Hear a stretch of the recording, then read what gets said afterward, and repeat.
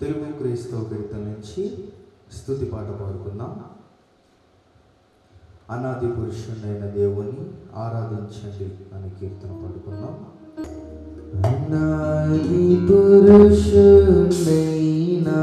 దేవుని ఆరాధించండి.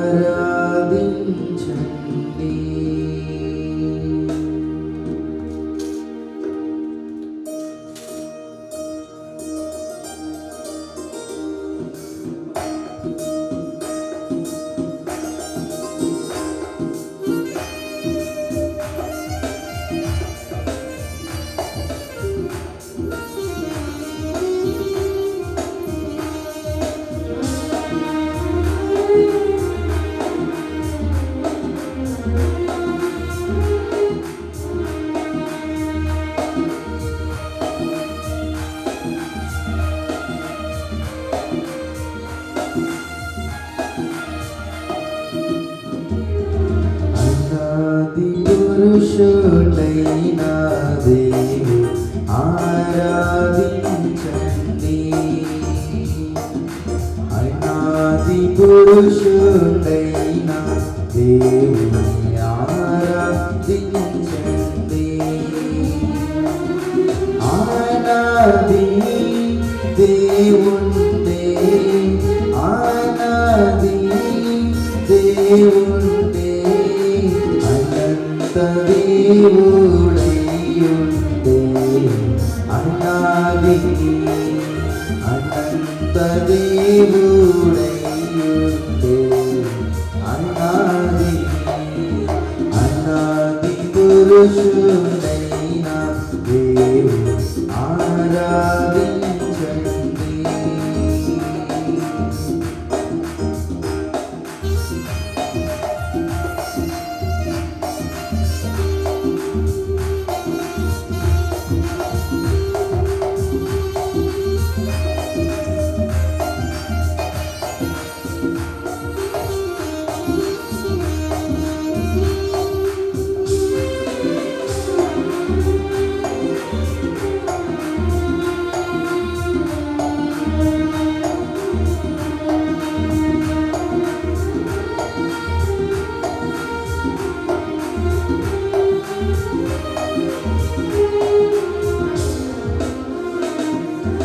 ఒక్కడే దేవుండు, ఒక్కడే దేవుండు, ఒంటరిగా నీయుండు, అనాది ఒంటరిగా నీయుండు, అనాది ఎక్కువా మందైనా ఎక్కువా మందైనా ఎవరి గొల్వా వల్లెనో ఆందోళన, ఎవరి గొల్వా వల్లెనో ఆందోళన.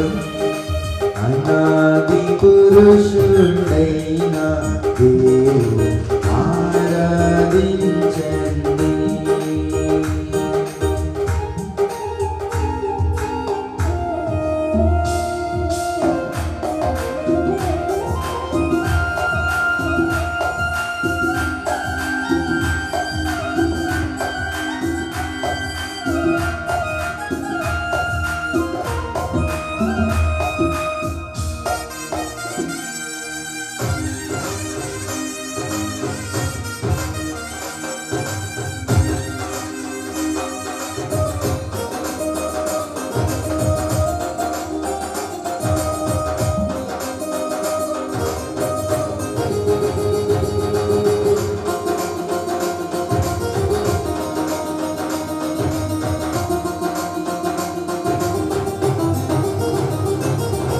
పాపంబు నరులకు, పాపంబు నరులకు, పరమాత్ముని మరుగు చేసి అయ్యయ్యో, పరమాత్ముని మరుగు చేసి అయ్యయ్యో.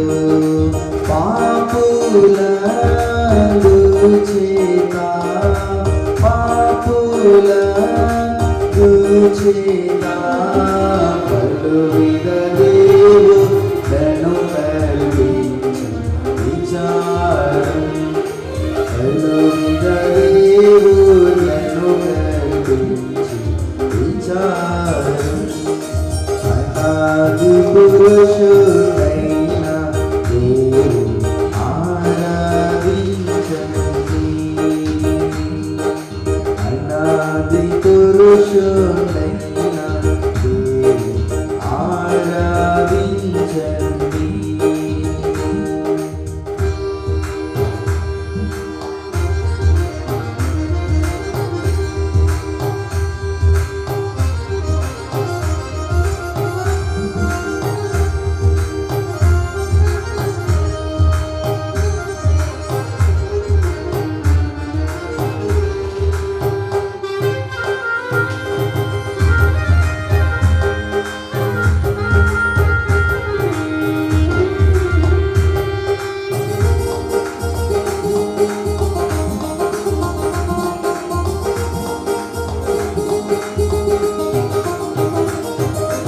ఆకాశము భూమియు ఆకాశము భూమియు లేకముందే కాలము దూతలు లేకముందే కాలము దూతలు లేకముందే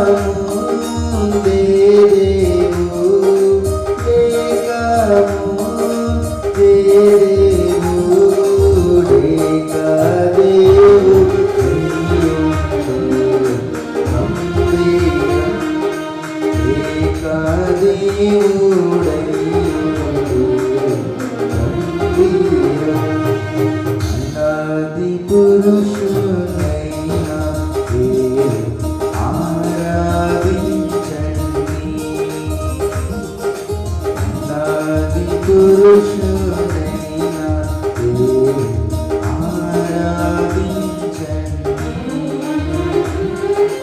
ఆనాది దేవుణ్ణి ఆనాది దేవుణ్ణి అనంత దేవుడైయుడే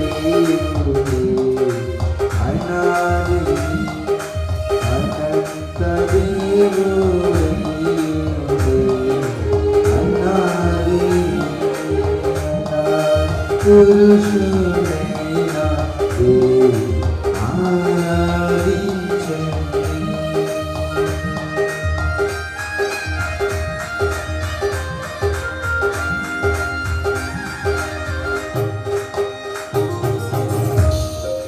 హల్లెలూయా.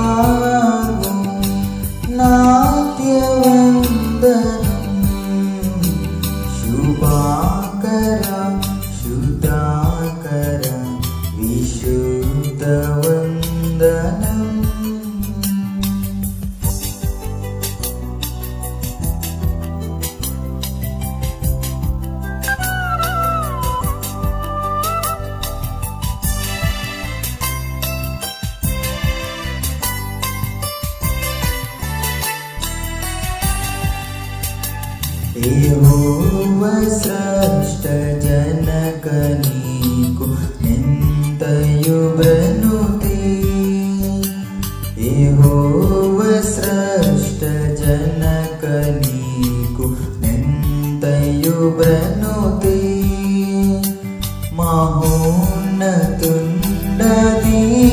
దివ్యుడ ఘన మహిమ సంస్తుతి మహోన్నతుడ దివ్యుడ ఘన మహిమ సంస్తుతి శుభాకర శుధాకర విశుద్ధ వందనం.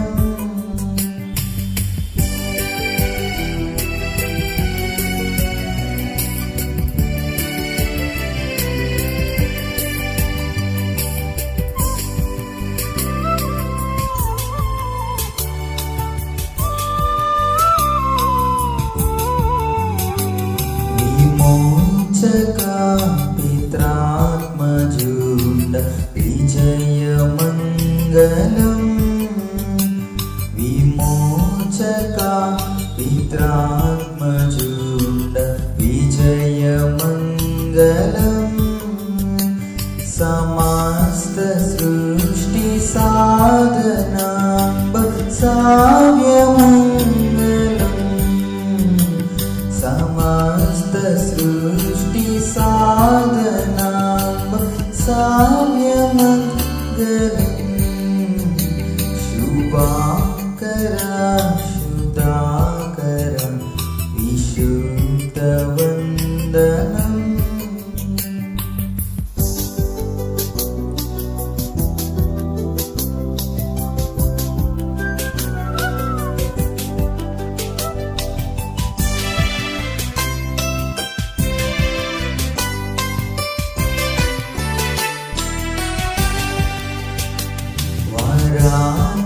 పితా పుత్ర నిర్గమ పరుడ స్తోత్రము వరాత్మ పితా పుత్ర నిర్గమ పరుడ స్తోత్రము వరా ప్రతుండ భక్త హృదయ వాస స్తోత్రము వరా ప్రతుండ భక్త హృదయ వాస స్తోత్రము శుభాకర శుధాకర విశుద్ధ వందనం. స్తుతి ప్రార్థన. ఓ దేవా తండ్రిగాను కుమారుడుగాను పరిశుద్ధాత్మగాను ప్రత్యక్షమైన తండ్రి, నీ ప్రత్యక్షమితమైన అనేక స్తోత్రములు. ఇప్పుడు నిన్ను ఆరాధించు కృపా సమయము దయచేసినందుకు వందనములు. దూతులో పరలోక పరిశుద్ధులు నిన్ను స్తుతించినప్పటికీ మా స్తుతులు కూడా కోరుకొంచనికి అనేక స్తుతులు. నీవు కలిగేసిన సమస్త సృష్టిని బట్టి నీకు ఘనత కలుగుచున్నది. సృష్టిని బాట మనకు నమస్కరించుచున్నాము. ఆరాధన పడినానికి గిరితగినట్లు ఇక్కడ శివుని దీవించుమని ప్రభు ద్వారా వేడుకొనుచున్నాము. ఆమేన్. ప్రియులారా, ప్రభునందు ప్రియులారా, మన మధ్య పరిశుద్ధ దేవుని సన్నిధికి వచ్చినప్పుడు పూర్తిగా సర్వతంలో ప్రవేశింపకపోవడము, మన పాప స్థితిని ఒప్పుకొని క్షమాపణ పొందడం మనకి ఎంతో మేలు. మనము పాపము లేని వారు మనం చెప్పుకునేలా మనలో సత్యం ఉండదు. మన పాపము మనం ఒప్పుకునేలా ఆయన నమ్మదవాణి బంధువు కనుక ఆయన మన పాపములు క్షమించి సమస్త దుర్నదముల పవిత్రులుగా చేయను. మనము పాపము చేయలేదని చెప్పుకున్నలా ఆయనను అబద్ధంగా వచ్చేవారు మోదము. ఆయన వాక్యం వల్ల ఉండదు. తన క్రమలకు ప్రహారం పొందినవాడు, తన పాపములకు ప్రాయశ్చిత్త పొందినవాడు ధన్యుడు. యెహోవా చేత నిర్దోషించబడినవాడు, ఆత్మలో గౌరవం లేనివాడు ధన్యుడు. ఆమేన్. మన పాపములు కొంతమంది అంతా కలిసినప్పుడు పరిశుద్ధుడు అయిన ఓ దేవా, మేము మజను బట్టి నైజం బట్టి పాపులమైన, తలుపులను బట్టి చూపును బట్టి పాపులమైన, వెంటను బట్టి మాటను బట్టి పాపులమైన, ప్రవర్తన బట్టి క్రియలను బట్టి పాపులమైన, నీ కృపను పొందుటకు మేము అయోగ్యులము. మమ్మును క్షమించమని నీ కుమారుని ప్రముఖముగా వేడుకొనుచున్నాము. ఆమేన్. ప్రియులారా, తన అప్రమత్తమైన భ్రమ బట్టి విశ్వాసమైన పాపంలో క్షమించుచున్నాడు, శిక్షించుకు ఇష్టపడు, మన పాపను జ్ఞాపకము చేసుకున్నాడు. అత్యంతము స్తుతించదుము. తండ్రి, నీవు పరిశుద్ధుడవై ఇన్నందున పాపులను ఆశ్రయించుకోవలసినది కానీ అట్లు చేయక చేరదీసి క్షమించున్నావు గనుక నీకనేక వందనములు. ఆమేన్. అందరూ విశ్వాసపడని చెప్పని, దేవుడు ఆద్యంతము లేని దేవుడని నేను నమ్ముచున్నాను. ఆయన ప్రేమ, న్యాయము, పరిశుద్ధత, శక్తి, జ్ఞానము, జీవము, స్వతంత్రత, స్వాభావికత్వము ఈ మొదలైన శుభలక్షణములతో నిత్యము మహా తేజోమయముగా ప్రకాశించుచున్నాడని నమ్ముచున్నాను. యేసుక్రీస్తు ప్రభు రూపమునకు మనుష్యుడిగాను అనాది స్థితిని బట్టి దేవుడిగాను సంచరించుచు దివ్యబోధల మూలముగాను అద్భుతముగు ఉపకారముల మూలముగాను నా పాపములు, నా వ్యాధులు, నా శిక్షలు తన శిలుమరణపై వేసుకొని మరణమౌట మూలముగాను ఆయన సమాధి నుండి మూడవ నాడు వెలుపలికి వచ్చి పరలోకమునకు వెళ్ళుట మూలముగాను తన నిజదైవస్థితిని ప్రేమను వెల్లడించినాడని నమ్ముచున్నాను. ఇప్పుడు అందనిమిత్తమై విజ్ఞాపన ప్రార్థన చేయుచున్నాడనియు ఆయన రెండవ మారు సంగమును కొనుబోవుటకు మేఘాసీనుడై వచ్చిననియు మిగిలిన వారికి ఏరెండ్ల శ్రమ కలుగుననియు తర్వాత క్రీస్తునకును జరు యుద్ధములో అంత్యక్రీస్తు అబద్ధ ప్రవక్త నరకములు వేయబడదనియు సాతాను పాతాళంలో 1000 ఏండ్లు బంధింపబడిననియు ఆ తర్వాత ప్రభువు భూమి మీద 1000 ఏండ్లు పరిపాలన చేయననియు తర్వాత ఆయన సజీవులకును మృతులకును తీర్పు తీర్చిననియు నమ్ముచున్నాను. క్రీస్తు ప్రభు పాతాళములోని సాతానును విడిపింపగా అతడు భూమి మీదకు వచ్చి గోగు మాగోగు అనే పేర్లు గల సైన్యములను ఏర్పరచుకున్ననియు అతడు దేవునితో యుద్ధము చేసి ఓడిపోవుననియు క్రీస్తు అతనిని నరకములో పడవేయననియు నమ్ముచున్నాను. అటు తర్వాత ఆయన అందరికును తీర్పు ఇచ్చుననియు అవిశ్వాసులను నరకములోనికి పంపేయననియు నమ్ముచున్నాను. తుదకు భూమి మీదనున్న పరిశుద్ధులందరూ ఏకసంగముగా నునట వలన భూమి పరలోకములో ఒక భాగముననియు క్రీస్తు ప్రభు పరలోకంలోను భూలోకంలోను ఉండుననియు నమ్ముచున్నాను. నేను పరిశుద్ధాత్మను నమ్ముచున్నాను.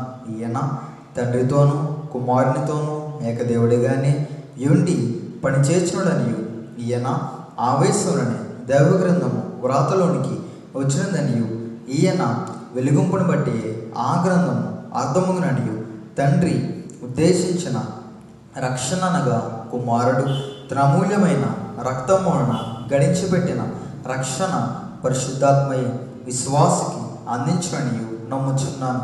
తండ్రి కుమారులతో పాటు ఈయన కూడా సమానముగా ఆరాధన నొందదగు దేవుడనియు నమ్ముచున్నాను. పరిశుద్ధుల సహవాసమును పునరుద్ధానమును నిత్య జీవమును గలవని నమ్ముచున్నాను. ఆమేన్. ఆదికాండము 4వ అధ్యాయము 3వ వచనం ఒకటి చదువుకుందాం. కొంతకాలమైన తరువాత కయీను పొలము పంటలో కొంత యెహోవాకు అర్పణగా తెచ్చెను. ప్రార్థన చేసుకుందాం. మహిమా ప్రభావములు కలిగిన మా పరమ తండ్రి, గొప్ప దేవా, నీ మహిమ కలిగిన ఉన్నతమైన నామమునకు వందనములు స్తోత్రములు చెల్లించుకొనుచున్నాం. నాయనా, ఈ పండగ దినమున మమ్మందరినీ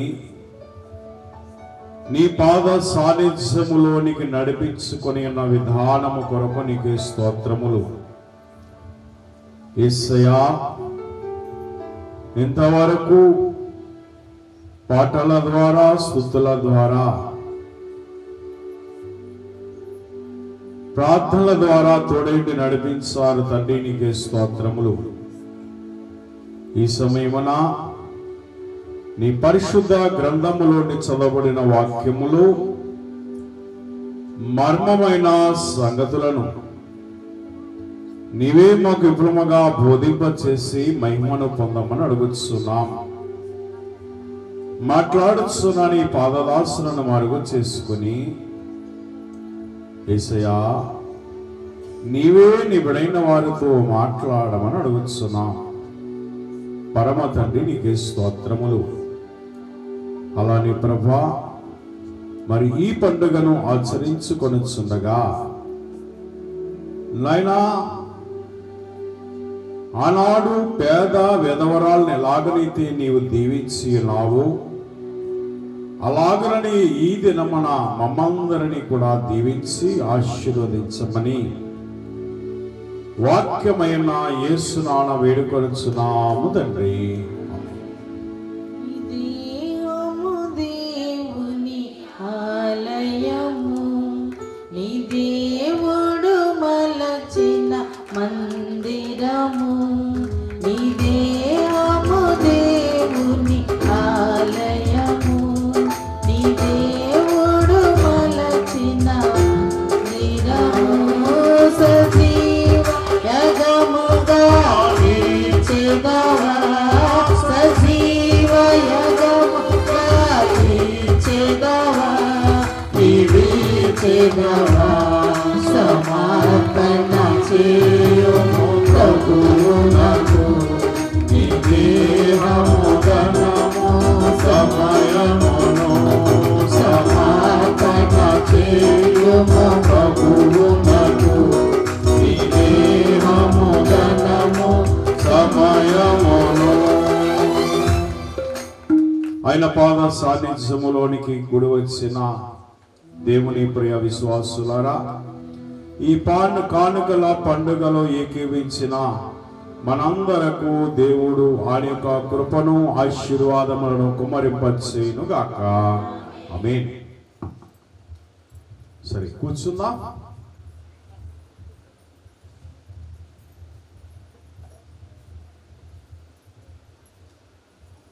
మరి పరిశుద్ధ గ్రంథములు మనం గమనించినట్లయితే, మరి ఈవేళ మనము చేసుకునే పండుగకు అనేక పేర్లు దైవజనులు దేవదాసయ్య గారు మనకు బయలుపరిచారు.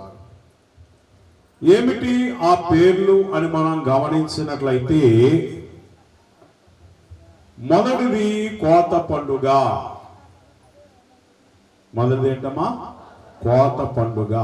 అంటే పంటలో మనము దేవునికి ఇచ్చేటువంటి కానుక. రెండవదిగా చందా పండుగ అన్నారు. అంటే రోజు మనము చందా వేస్తూ ఉంటాము, కానీ ఈ దినాన్న పండగ దినము గనుక మరి ఈ దినానికి ఒక ప్రత్యేకమైనటువంటి కానుకను మనము చందాను మనం వేస్తుంటాం. మూడవదిగా చూసినట్లయితే కానుక పండుగ అన్నారు. నాలుగవదిగా అర్పణల పండుగ. ఏ పండుగమ్మా? అర్పణల పండుగ. మరి వీటన్నిటినీ కూడా ఆచరించడానికి వచ్చినటువంటి మనమందరికీ కూడా దేవుడు గొప్ప సంతోషమును ఆనందమును కలుగచేస్తూ ఉన్నాడు. దేవుని స్తోత్రం. మరి పండుగలన్నిటినీ కూడా క్రమముగా జరగనీయుడి అని యెషయా ప్రవక్త ఆయన యొక్క గ్రంథములో రాసినట్లుగా మనము చూస్తున్నాం. అంటే పండుగలన్నింటినీ కూడా మనం ఏం చేయాలా? క్రమముగా జరిగించాలి. అన్నీ చేయాలట. బైబిల్లో ఉన్న పండుగలన్నీ చేయాలి, కానీ కొంతమంది కొన్ని చేస్తూ ఉంటారు, కొన్ని చేయరు. ఏమా? కానీ మనమైతే మరి అన్నిటినీ కూడా మనము చేయగలుగుతున్నాం. అలానే మరి ఈ పండుగకు మరొక పేరేమిటంటే కృతజ్ఞత పండుగ. ఏ పండుగమ్మా? కృతజ్ఞత పండుగ. మరి ఈ పండుగను ఇలాగన అనేకమైన పేర్లు పెట్టి మనము పిలుస్తూ ఉంటాం. మరి పండుగలో ఆచరించినటువంటి మనమందరము కూడా మన హృదయమును విప్పి మనోనిదానముతో ఈ పండుగను మనము ఆచరించే వారిగా ఉండాలి. కొంతమంది అంటారు, కానుక పండుగ ఏంటి, రోజు ప్రతి ఆదివారం కానుక వేస్తాం కదా, కానుక పండుగ ఏంటి అంటారు. ఒక ఆయన నిన్న ఫోన్ చేసి, అయ్యగారు మా తోటలో మొట్టమొదటి గెలలు 2 వచ్చినాయి, అట్టిగెల్లో ఆ పండుగ మరి ఈ పండుగకు నేను తెస్తున్నాను అంటున్నా. అంటే ప్రథమ ఫలమును తెస్తున్నాను. ఇలాగన ఈ పండుగలో కోత పండుగ అంటే కోత కోసిన తర్వాత తెచ్చేటువంటి అర్పణ కనుక ఇలాగ మనం గమనించినట్లయితే ఈ పండుగను మనము జరిగించుట ద్వారా మనము దేవునికి మహిమ తెచ్చేవారముగా ఉంటామట. దేవునికి మహిమ తెచ్చేవారముగా. ఎందుకు దేవుని మహిమ అంటే, మనము చేసే పండుగలు అన్ని ఇన్ని రకాల పండుగలు చెప్పుకున్నాం, కానీ మనం ఈరోజు రెండు పండుగలు అంటే ఈ పండుగలు 2 రకాలు ఉన్నాయట. మొదటి రకం ఏమిటంటే, మనము చేసే పండుగ అనగా సంతోషముతో చేసే ఈ పండుగ. సంతోషంతో చేయాలా, బాధతో చేయాలా అమ్మా? సంతోషంతోనే చేస్తా ఉంటా. రెండవదిగా మనం చూసినట్లయితే, మనము ఇచ్చే కానుకలు కృతజ్ఞతతో సంతోషముతో మనము దేవునికి ఇచ్చినట్లయితే అది పరలోకములో ఉన్నటువంటి దేవునికి పండగతో సమానము అన్నారు. దేవునికి సమానము అన్నారు. కనుక ఇక్కడ మనం ఇచ్చేటువంటి ఈ యొక్క పండుగ, చేసేటువంటి ఈ పండుగలో మనము మొట్టమొదట ఇచ్చేటువంటి కానుకను మనం ఎలా ఇవ్వాలంటే ఆనందముతో సంతోషముతో ఇవ్వాలి. అప్పుడు నీ కానుకను దేవుడు ఏం చేస్తాడు? ఆశీర్వదించేవాడై ఉన్నాడు. కనుక ఈ కానుకల పండుగ నిమిత్తమై ఆయన చేసే పండుగే ఈ యొక్క 2వ పండుగకి మనం ఇచ్చినటువంటి ఈ కానుకను దేవుడు ఏం చేస్తాడంట? ఆశీర్వదించేవాడై ఉన్నాడు. దేవుని స్తోత్రం. అయితే ఇలాగ మనం గమనించినట్లయితే, మరి కానుకల పండుగ అంటే చాలా మంది ఏమనుకుంటారంటే, మరి కానుక ఇవ్వడమే కదా, అదేనా? మరి మనమైతే కానుక ఇవ్వడమే అనుకుంటాం. మరి దేవుడు మనకేమి ఇచ్చాడు? మొట్టమొదట దేవుడు మనకి 2 కానుకలు ఇచ్చాడట. ఎన్ని? 2 కానుకలు మనకి ఇచ్చాడట. మరి ఈ యొక్క మనము పుట్టక ముందే వాటిని మనకి ఇచ్చివేశాడంటే దేవుడు ఇంకా తీసుకొనలేదు. మనము అవి అనుభవిస్తూనే ఉన్నామాట. మొదటిది ఏమిటంటే, దేవుడు మనకి ఇచ్చిన కానుక ఆకాశము. రెండవది భూమి, ఆకాశములు దేవుడు మనకి ఇచ్చినాడు గనక ఇవి గొప్ప కానుక. ఇప్పుడు అననీయ ఉన్నాడు అపోస్తలుల కార్యాల్లో. వారు కూడా పొలము నమ్మి ఏం చేశారు? ఏమా అంతా ఇచ్చేస్తాను అన్నారు. కానీ అంత తెచ్చారు? కొంతే. ఎవరు చూస్తారది? పేతురు చూచాడు. పేతురు చూసి, నిన్ను పొలం అమ్మమని ఎవరు చెప్పారు? దేవుడికి ఇవ్వమని ఎవరు చెప్పారు? ఏమ్మా వింటున్నారా? మీ చూపంతా పొట్లాల మీద వెళ్ళిపోయిందా? నీకే అయ్యి మాకేం కాదు. ఏమా కనుక ఇలాగ మనం గమనించినట్లయితే, ఈ నువ్వు పరిశుద్ధాత్మను మోసపరచమని ఎవరు చెప్పారని పేతురు గారు అడుగుతున్నారు. లేదు లేదు అయ్యా, ఇదే దీనికే అమ్మానన్నప్పుడు వెంటనే ఆయన పరిశుద్ధాత్మను మోసపుచ్చాడు కనుక అక్కడికక్కడే చనిపోయాడట. దేవుని స్తోత్రం. కానుక అంటే మనల్ని మనము దేవునికి సమర్పణ చేసుకుంటా. అర్థమైందా? మరి దేవుడు తన్ను తాను మనకి సమర్పణ చేసుకోలేదా? ఆయన శరీరమును, ఆయన రక్తాన్ని మనకి ఇచ్చివేశారు. అలానే దేవునికి మనం ఇవ్వాల్సింది ఏమిటంటే మన హృదయమును దేవునికి ఇచ్చేవాడిగా ఉండాలి. దేవుని స్తోత్రం. మనం పాడుకుంటాం కదా, సమర్పణ చేయుము నీ దేహము ధనము సమయమును సమర్పణ చేయుము ప్రభువునకు నీ దేహము ధనము సమయమును. దేవుని స్తోత్రం. ఏమి ఇవ్వాలి ఇప్పుడు దేవునికి? మనం పాడం కదా, నీ దేహము ధనము సమయము. అంటే సమయములో 24 గంటలో గంట ఎవరికి వాళ్ళ దేవునికి ఇచ్చేయాలి.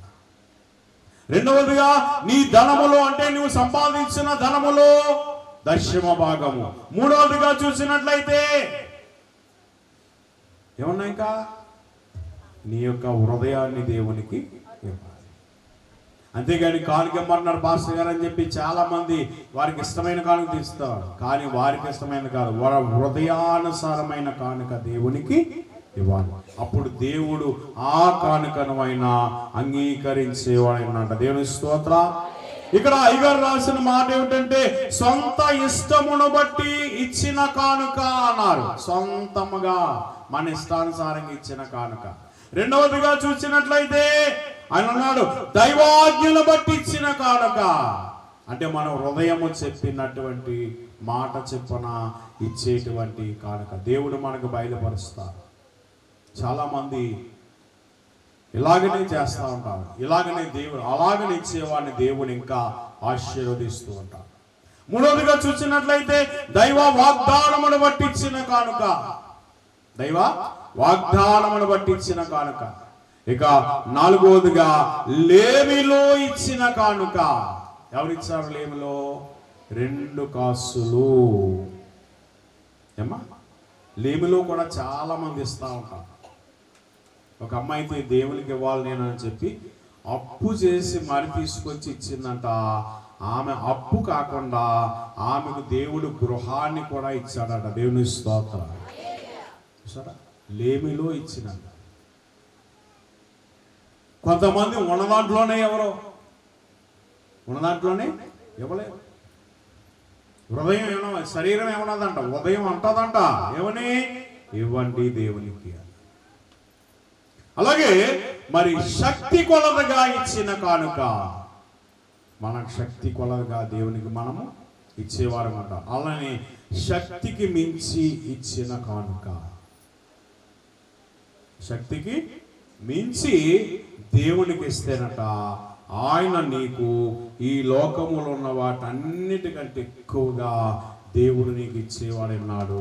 నిన్ను ఆయన హెచ్చించేవాడై ఉన్నాడు. దేవుని స్తోత్రం. ఎన్ని కానుకలు చెప్పుకున్నా? 5 కానుకలు. కనుక వీటిలో మనము దేవునికి ఇచ్చే కానుక దశమ భాగము. ఏం వాళ్ళంట? దశమ. కృతజ్ఞత అర్పణలు.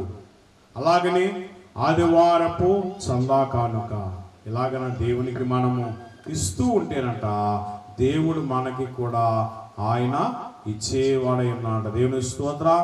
మార్కు సువార్త 11వ అధ్యాయం 24వ వచనం చదువుకొని ముగించుకుందాం. మార్కు సువార్త 24వ అధ్యాయము 11వ అధ్యాయం 24వ వచనం.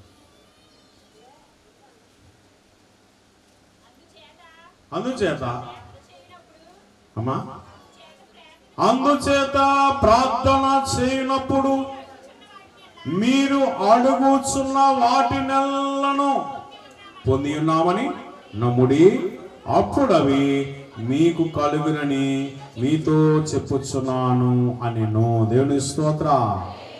మరి పరిశుద్ధ గ్రంథములో పేద వేదవరాలు ఎంత ఇచ్చింది? తనకున్నదంతా ఇచ్చేసింది. రేపటి గురించి ఆలోచించలేదు. ఏమో మరి అననీయ అనేటువంటి ఈయన మాత్రం ఇవ్వలేదు. ఇచ్చాడా? సగమే ఇచ్చాడు.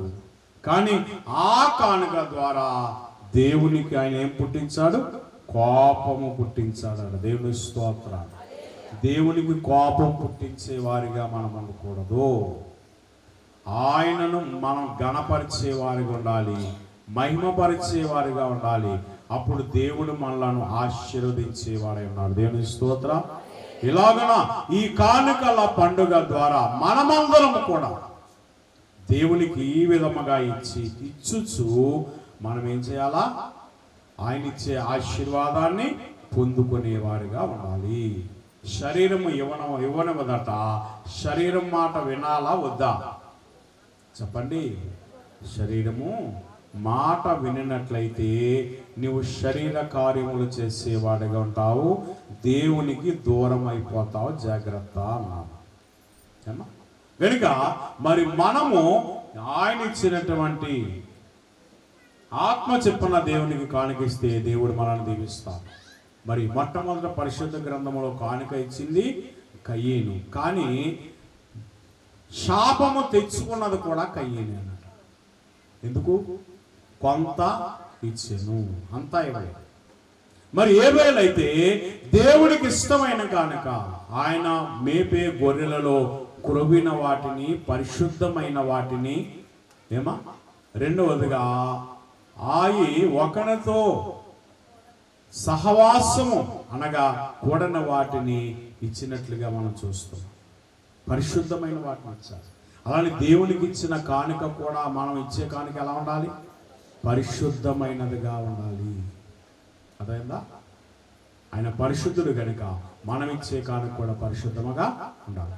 అట్టి ధన్యత ఈ కానుక పండుగ ద్వారా మనమందరము ఈలాగన దేవునికి ఇచ్చచ్చు మనము ఆయన ఇచ్చే ఆశీర్వాదాలు పొందే ధన్యత తండ్రి మనందరికి దయచేయుగాక.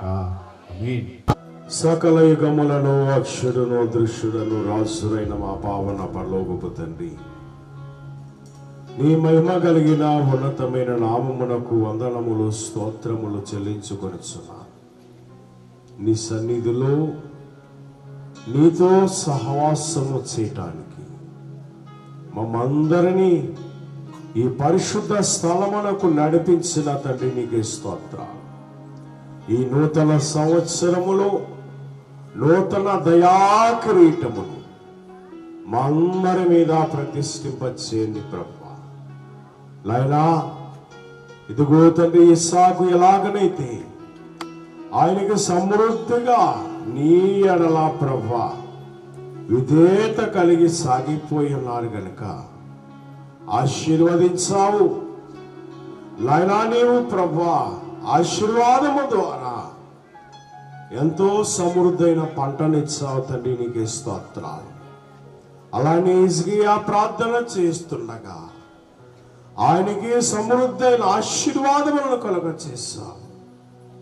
అలానే తండ్రి, ఈ సంవత్సరములో ఈ 2026వ సంవత్సరములో అడుగు పెట్టించిన తండ్రి, ఈ సంవత్సరం అంతా నీ దయా కిరీటముతో మా మీద నీ దయను కుమ్మరింపచేసి మేమందరము నాయనా ప్రతిరోజు నాయనా నీ ఎడల నీ మార్గములో నడుచుచు నీ ఎడల విధేయత కలిగి సాగిపోయే భాగ్యం మాకు దయచేయండి నాయనా. ఇగో తండ్రి, ఈ యొక్క నూతన సంవత్సరములో మొట్టమొదటి విశ్రాంతి దినములో నాయనా మమ్మల్ని అడుగు పెట్టించుచున్న తండ్రి, నాయనా నీ ఆశీర్వాదం నీ దీవెన మా మీద కుమ్మరింపచేసి 50 నాయనా సంవత్సరానికి 52 ఆదివార విశ్రాంతి దినములు, ఈ 52 విశ్రాంతి దినములు నేను మానకుండా ఆగకుండా నీ సన్నిధిలో కనబడే భాగ్యము మా అందరకు దయచేయండి ప్రభానికి స్తోత్రాలు. నాయనా నీ సన్నిధిలో నిత్య సుఖములు కలవన్నా ఆ నిత్య సుఖములు మా అందరి మీద సమృద్ధిగా కుమ్మరింపచేసి ఈ నూతన సంవత్సరములు ఏ కుదువా లేకుండా ఏ లోటు లేకుండా నీ ఆశీర్వాదములతో మమ్మల్ని నింపి బలపరచమని నీ పూర్ణ హృదయముతో పూర్ణ ఆత్మతో నిన్ను మేము ఆరాధించే భాగ్యం మా అందరికి దయచేయమని యేసు నామమున వేడుకొనుచున్నాము తండ్రి. ఆమేన్. వచ్చునుగాక నీ చిత్తం పరలోకమందర వేడుచున్న భూమి అందరు వేడుగాక. మనదల ఆహారం ఒక దయచేయం. మెలభ్రాం చేసిన క్షమించిన ప్రకారం క్షమించాలి. మమ్మల్ని శోధలోని దకాకి నూనె తప్పించు. రాజ్యము శక్తి మహిమ నిరంతరము నీవే నా తండ్రి. ఆమేన్. యేసు రక్తమునకు జయం, అపవాది క్రియలకు ప్రభు యేసు రక్తమునకు జయము, అపవాది క్రియలకు ప్రభు యేసు రక్తమునకు సంపూర్ణ విజయం, అపవాది క్రియలకు నాశనం. హల్లెలూయా, హల్లెలూయా, హల్లెలూయా. స్తోత్రము, స్తోత్రము, స్తోత్రము. ఆమేన్, ఆమేన్, ఆమేన్.